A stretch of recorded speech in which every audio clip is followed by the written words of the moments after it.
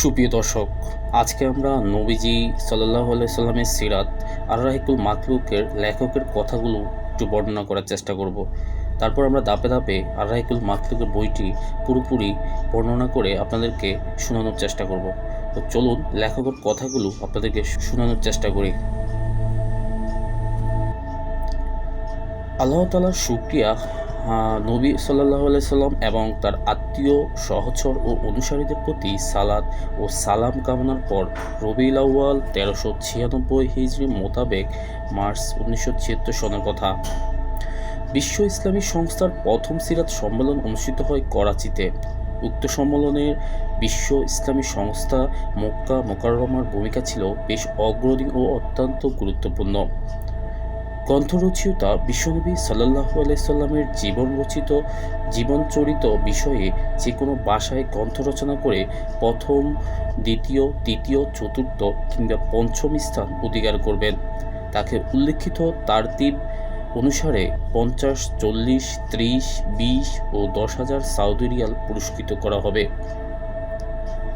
রাবেতার নিজস্ব মুখপাত্র আখবার আল আলমে ইসলামীর কয়েক সংখ্যার এই বিজ্ঞপ্তি প্রচারিত হয়, কিন্তু পরিতাপের ব্যাপার হচ্ছে সেই বিজ্ঞপ্তির বক্তব্য বা বিষয়বস্তু সময়মতো জানা আমার পক্ষে সম্ভব হয়নি। কিছুদিন পর আমি যখন কর্মস্থল থেকে মোবারকপুরে আমার বাড়িতে যাই, তখন আমার ফুফাতো ভাই এবং শ্রদ্ধেয় শিক্ষক আব্দুর রহমান মোবারকপুরি সাহেব বিষয়টির প্রতি আমার মনোযোগ আকর্ষণ করেন। শুধু তাই নয়, আমি যেন উক্ত প্রতিযোগিতায় অংশগ্রহণ করি সে ব্যাপারেও উৎসাহ, অনুপ্রেরণা এবং খুব জোরসোরে তাগিদ দিতে থাকেন।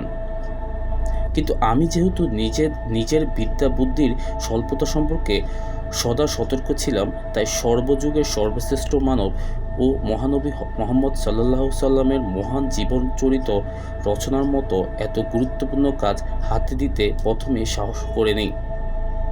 প্রকৃতপক্ষে আমার জ্ঞানের স্বল্পতা ও অনভিজ্ঞতার কারণে এই ব্যাপারে আপত্তি করেছিলাম, কিন্তু শ্রদ্ধেয় মোবারকপুরি সাহেব তার প্রস্তাবে অটল ও অনড় রইলেন। আমার বারবার আপত্তি সত্ত্বেও তিনি এই বলে উৎসাহ ও অনুপ্রাণিত করতে থাকেন, আমার উদ্দেশ্য এই নয় যে তুমি এই গ্রন্থ রচনা করে মোটা অঙ্কের পুরস্কার লাভ করবে, বরং আমরা চাচ্ছি এই সুযোগে বিশ্ব মুমিনের একান্ত আকাঙ্ক্ষিত ও অত্যন্ত মূল্যবান ও গুরুত্বপূর্ণ একটি কাজ হবে।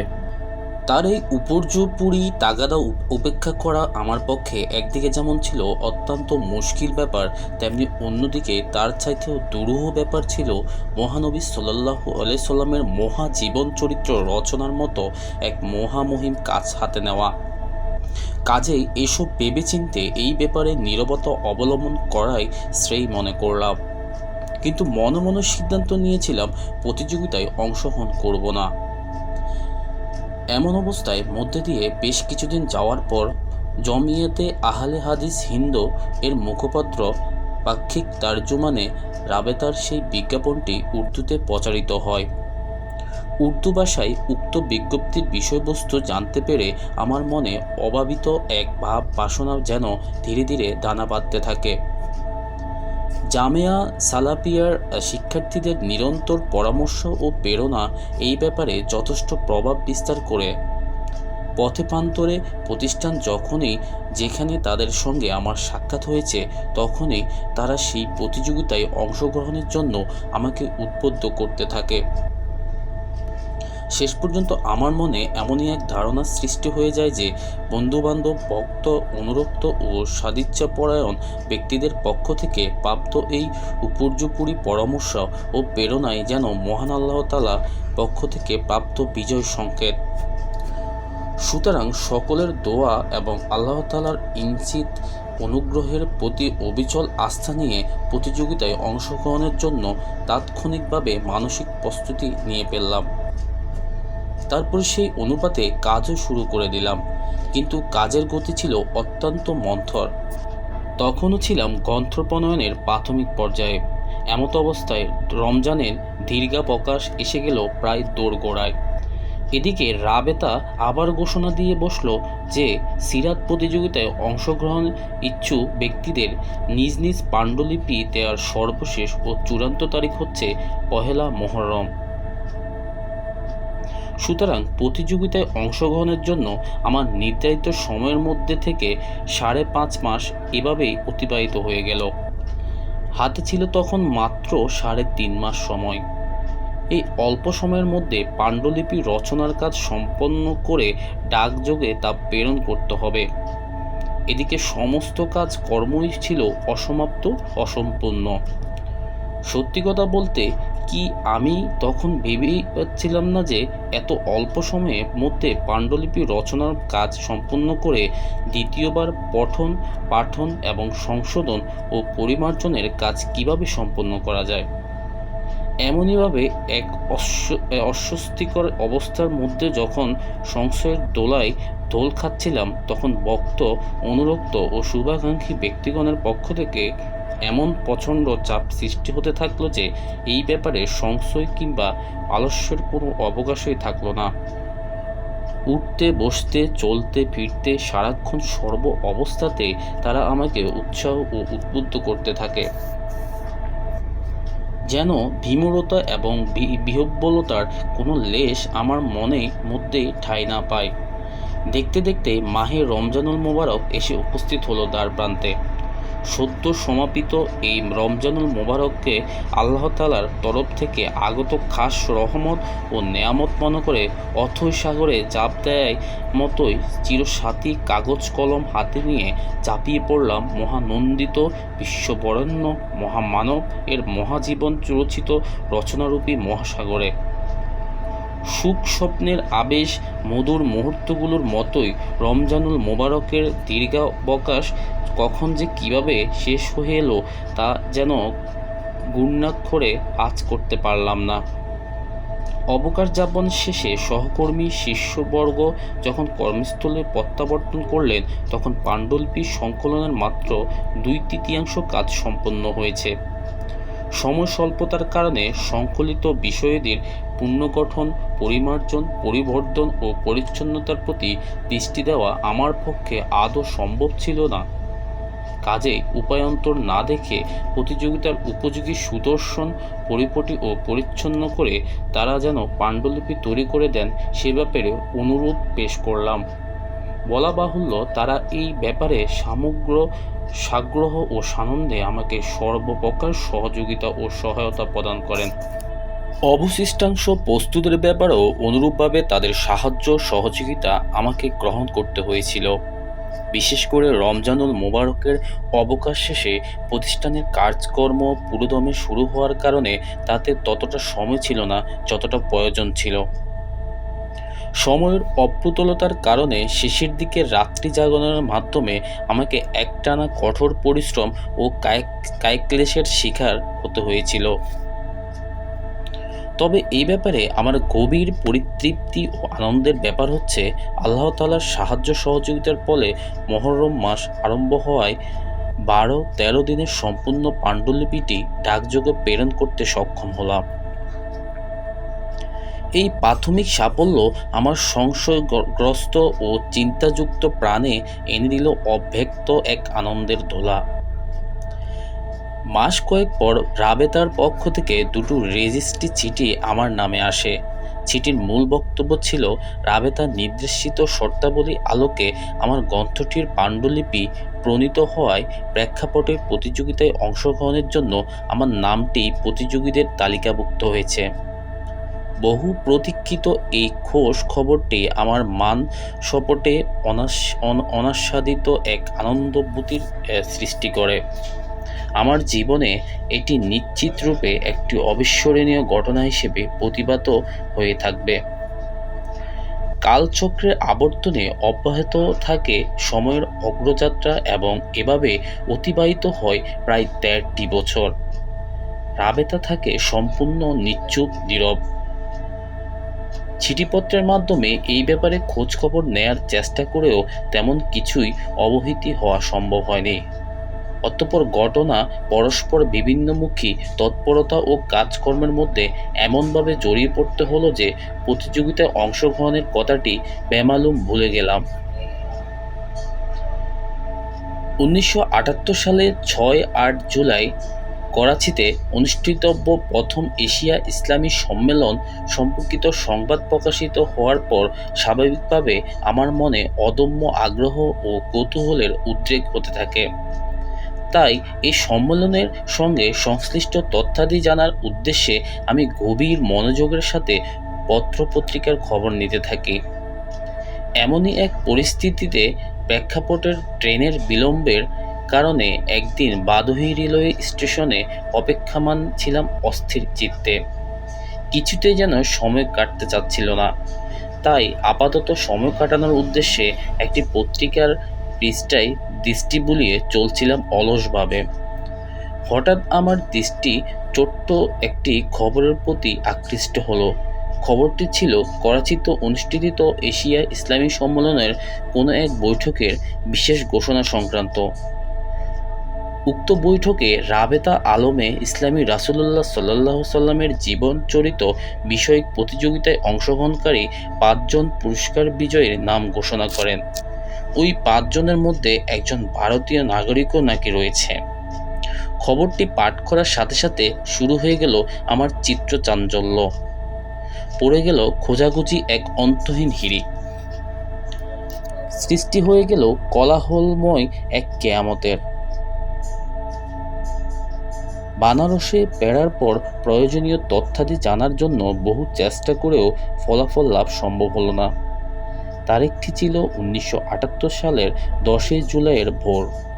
সারা রাত বজরডিহা মুনাজারার শর্তাবলীর স্থির করার পর নিশ্চিন্তে শুয়েছিলাম। হঠাৎ আমার ঘর সংলগ্ন সিঁড়ির উপর ছাত্রদের কণ্ঠ নিঃসৃত শোরগোল কানে প্রবেশ করতে জেগে উঠলাম।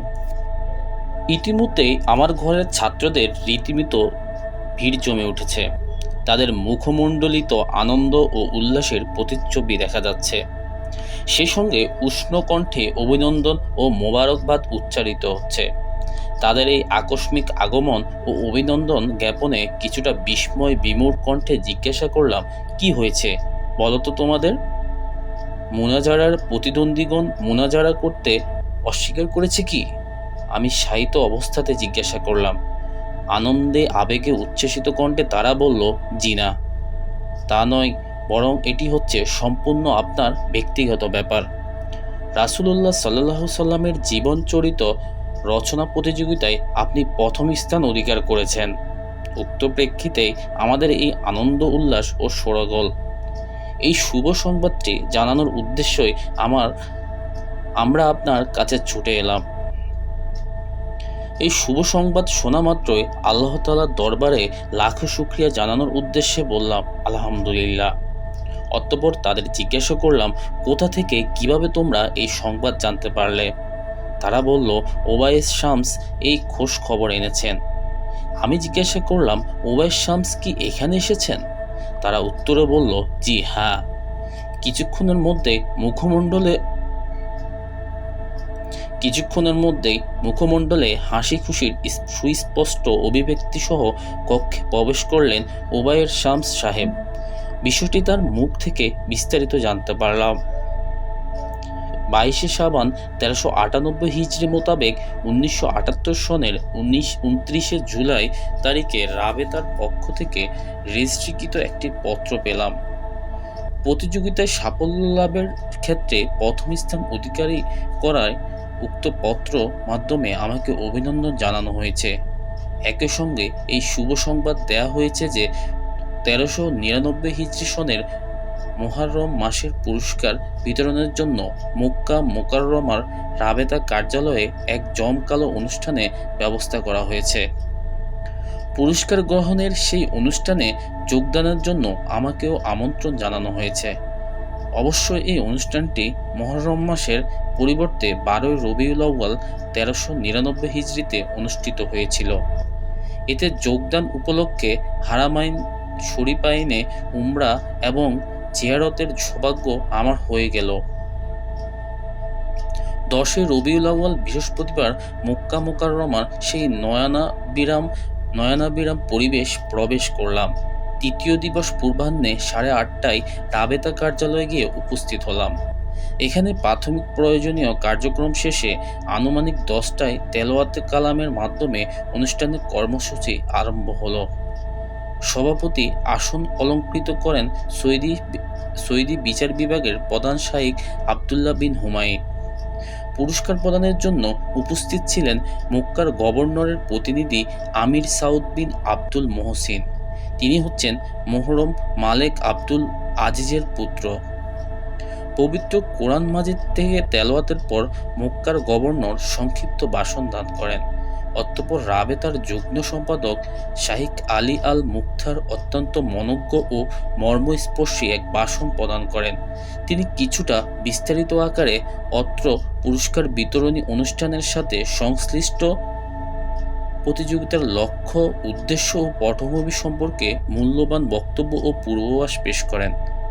অধিকন্তু অত্যন্ত সূক্ষ্ম মান নিরূপণী কলা কৌশলের ভিত্তিতে সম্পূর্ণ নিরপেক্ষ বিচার বিশ্লেষণের মাধ্যমে যোগ্য প্রার্থী নির্বাচনের ব্যাপারে কি পদক্ষেপ অবলম্বিত হয়েছিল সেসব বিষয়ে তিনি আলোকপাত করেন। প্রসঙ্গত তিনি আরও উল্লেখ করেন যে রাবেতা কর্তৃক প্রতিযোগিতা ঘোষিত হওয়ার পর প্রতিযোগীদের মধ্যে মোট 1182টি পাণ্ডুলিপি প্রাপ্ত হয়। এসব পাণ্ডুলিপির বিভিন্ন দিক পর্যালোচনা, পরীক্ষা ও নিরীক্ষার পর সমীক্ষকগণ প্রাথমিক বিচারে 183টি পাণ্ডুলিপি প্রতিযোগিতার জন্য মনোনীত করেন। অতঃপর চূড়ান্ত সমীক্ষা ও ফলাফলের জন্য সৌদি শিক্ষামন্ত্রী শাইখ হাসান বিন আবদুল্লাহর নেতৃত্বে 8 সদস্য বিশিষ্ট একটি সমীক্ষক দল গঠিত হয়।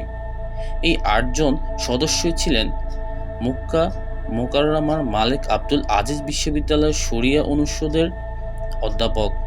তারা সকলেই ছিলেন মহানবী সাল্লাল্লাহু সাল্লামের সিরাতের শাস্ত্র ও ইসলামের ইতিহাস বিষয়ে বিশেষজ্ঞ। তাদের নাম হচ্ছে যথাক্রমে doctor Ibrahim Ali Saud, doctor Abdur Rahman Fahim Mohammad, doctor Muhsaid Siddiqui, doctor Fakhri Ahmed Ukaz, doctor Ahmad Said Daraz, doctor Fayek Bakr Sowag, doctor Shaker Mahmud Monem, doctor Abul Fattah Mansur. উক্ত সমীক্ষক দলের সদস্যগণ নির্বাচিত পাণ্ডুলিপিসমূহের সূক্ষ্ম বিচার বিশ্লেষণের পর যে 5 জন প্রতিযোগীর জন্য পুরস্কার ঘোষণা করেন তারা হচ্ছেন যথাক্রমে আর রাহিকুল মাকতুম, রচনায় শফিউর রহমান মোবারকপুরী, শিক্ষক জামেয়া সালাফিয়া বেনারস হিন্দ প্রথম, খাতামুন নাবিয়ান ইংরেজি, রচনা ডক্টর মাজেদ আলী খান, অধ্যাপক জামেয়া মিল্লিয়া ইসলামিয়া দিল্লি হিন্দ দ্বিতীয়, পয়গম্বরের আজম ওয়া আখেরে উর্দু, রচনায় doctor Nasir Ahmed Nasser, vice chancellor Jamia Islamia Bahawalpur Pakistan তৃতীয়,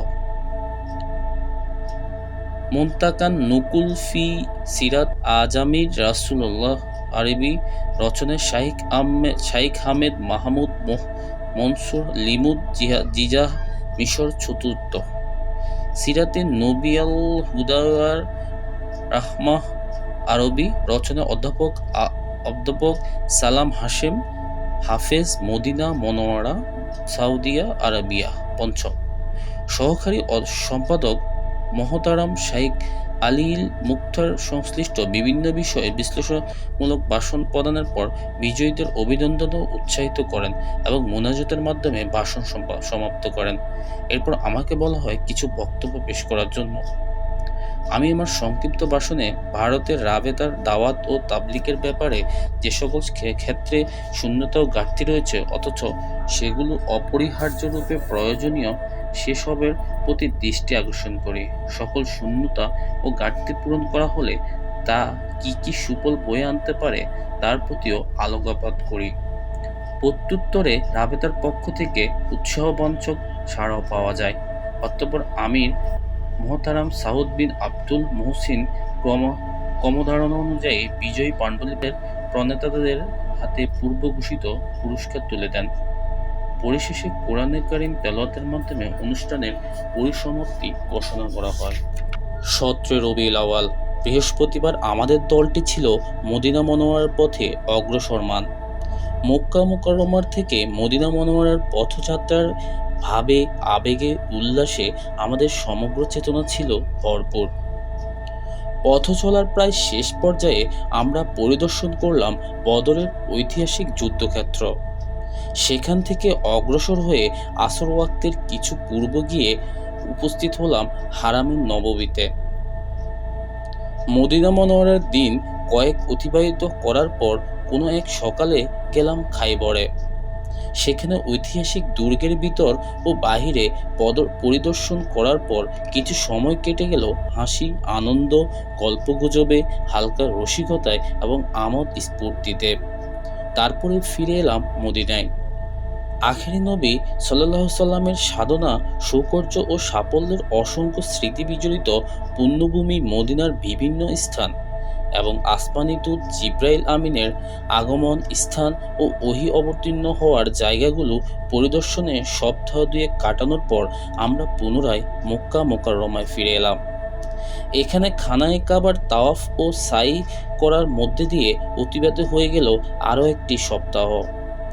অতঃপর এই পুণ্যভূমির প্রিয় পরিজন, বন্ধুবান্ধব, ওস্তাদ, ওলামা ও মাশায়েখগণের উষ্ণ আদর ও আপ্যায়নের মধ্য দিয়ে অতিবাহিত হলো আরও কিছুদিন। এমনইভাবে স্বপ্নের মতো একান্ত আকাঙ্ক্ষিত মেজাজের সেই পুণ্যভূমিতে মাসাধিক অবস্থান পর ফিরে এলাম আবার ৩৩ কোটি দেবতার দেশ পৌত্তলিকতার লীলা নিকেতনের হিন্দুস্তানে। দুঃখ রইল শুধু এইটুকু যে দেখতে দেখতে শুরু হতে না হতে যেন শেষ হয়ে গেল বন্ধুত্বের উষ্ণ আবেশ। পুষ্পের সুস্নিগ্ধ সুবাসে পরিতৃপ্ত হতে না হতে শেষ হয়ে এলো বসন্ত। হেজাজ থেকে ফিরে আসতে না আসতে উর্দু ভাষাভাষীগণের পক্ষ থেকে দাবি উত্পাদিত হলো বইটি উর্দু ভাষায় অনুবাদ করার জন্য। সেই দাবি বছর কয়েক যাবৎ অনবরত আসতে থাকলো। এদিকে বিভিন্ন কাজকর্মের ব্যস্ত থাকার কারণে অনুবাদের কাজে হাত দেয়া আমার পক্ষে সম্ভব হয়ে ওঠেনি। অথচ ব্যাপারটি এড়িয়ে চলা কিংবা উপেক্ষা করার উপায়ান্তর ছিল না। এমনই তোর এক অবস্থার প্রেক্ষাপটে শত ব্যস্ততার সত্ত্বেও শেষ পর্যন্ত অনুবাদ শুরু করে দিলাম। আল্লাহ তাআলার দরবারে অশেষ শুকর, কয়েক মাসের ক্ষুদ্র প্রচেষ্টায় সমষ্টিগত ফল হলো সমগ্র বইটির অনুবাদ। আল্লাহই পূর্বের ও পরের সমস্ত কার্যক্রমের একমাত্র মালিক। পরিশেষ যে সকল বন্ধু বান্ধব ও আত্মীয় স্বজন কোনো না কোনোভাবে এ কাজে আমাকে সাহায্য সহযোগিতা প্রদান করেছেন, তাদের উদ্দেশ্যে নিবেদন করছি অজস্র ধন্যবাদ। বিশেষ করে আমার ওস্তাদ মোহতারাম আব্দুর রহমান রাহমানী সাহেব, প্রিয়জন শাইখ ওজায়ের সাহেব এবং হাফেজ মোহাম্মদ ইলিয়াস সাহেব, ফাজেলানে মদিনা ইউনিভার্সিটি। এই কারণে আমি চিরকৃতজ্ঞ যে গ্রন্থটির পাণ্ডুলিপি প্রস্তুত করার ব্যাপারে তারা সময়মতো আমাকে অভিমত ও পরামর্শ দ্বারা উৎসাহিত ও উপকৃত করেছেন। আমার প্রার্থনা আল্লাহ তাআলা ও সকল সহৃদয় ব্যক্তিত্বকে উত্তম প্রতিদান দ্বারা তৃপ্ত করুন এবং আমাদের সহায়ক ও মদতগার হন। এই গ্রন্থ প্রণয়নের সূত্র রচনাকারী, গ্রন্থ প্রণেতা, সমীক্ষক এবং এই গ্রন্থ থেকে প্রত্যক্ষ কিংবা পরোক্ষভাবে যারা উপকৃত হবেন তাদের সকলের নাজাত লাভের সূত্র হোক এই গ্রন্থ। আমিন। তো সম্মানিত দর্শক, এই ছিল আমাদের সবার প্রিয় লেখক শফিউর রহমান মোবারকপুরীর আর কথা। তো আমরা এখন চলে যাব মহানবী সাল্লাল্লাহু আলাইহি সাল্লামের সিরাতের একদম শুরুর পর্যায় থেকে। তো আশা করি ধৈর্য সহকারে আপনারা শুনতে চেষ্টা করবেন এবং আমরা ধাপে ধাপে আপনাদেরকে এগুলো শোনাতে চেষ্টা করব।